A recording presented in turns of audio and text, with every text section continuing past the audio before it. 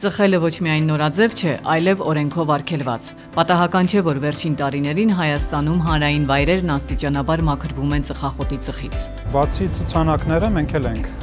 հսկողություն պահպանում այդ ամեն ինչի հետ կապված, քանի որ մեզ էլ է դուր գալիս այդ օրենքը, ինչքանով է դուր գալի մաքուր օդ, մաքուր միջավայր եւ մեր հյուրերի, այսպես ասած, կոմֆորտը, հա, որ իրանք գալիս են հիմնականում մեզ մոտ ընտանեկան երեկոների, ընտանեկան ընթրիքների։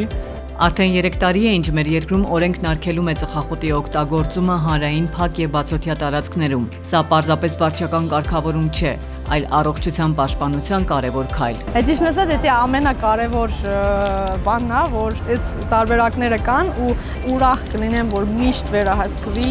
Առողջապահության համաշխարհային կազմակերպությունը նախազգուշացնում է, ծխախոտը տարեկան խլում է ավելի քան 8 միլիոն կյանք, այդ թվում շուրջ 1 միլիոն 300,000-ը չծխող մարդիկ են, ովքեր կրում են երկրորդային ծխի ազդեցությունը։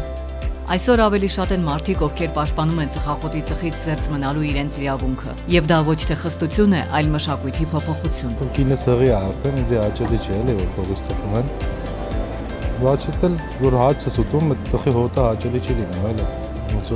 ախորժը կփակվում ավանան։ Բայց այս որ մաքուր օդին դուրս նստած ենք, դա հաճելի է։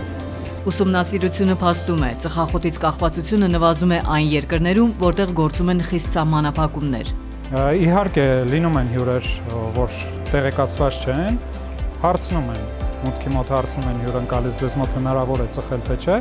Մենք իհարկե ցույց ենք տալիս ցուցանակները եւ բացատրում ենք օրենքի խստությունը եւ նրանք ըմբռնումով են մոտենում, ճիշտն ասած։ Հիմնականում ընտանիքներով են այցելում երեխաների հետ, հղի կանայք, հետևաբար մեզ համար եւս շատ կարեւոր է այդ կանոնի պահպանումը։ Հակածխախոտային պայքարի ջատագովներն ընդգծում են, ծխելը միայն անձնական որոշում չէ եւ ամեն մի գլանակը վառելուց առաջ յուրաքանչյուր քաղաքացի պետք է հիշի նվազագույնը 3 չի կարելիների մասին՝ չվնասել սեփական առողջությունը, չվնասել շրջապատող մարդկանց եւ խնայել սեփական ֆինանսական միջոցները։